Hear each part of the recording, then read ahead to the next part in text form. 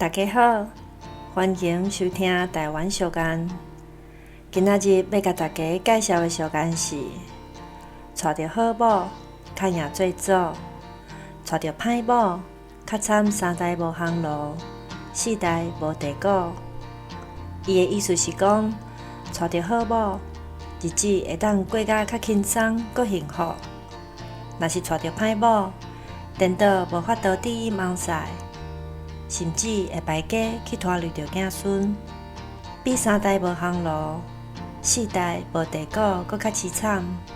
这句话是在形容台湾早期的社会，翁某袂凊彩讲要离缘，所摆若娶着歹某，简单会当忍耐，实在是真悲惨的代志。以上，感谢收听。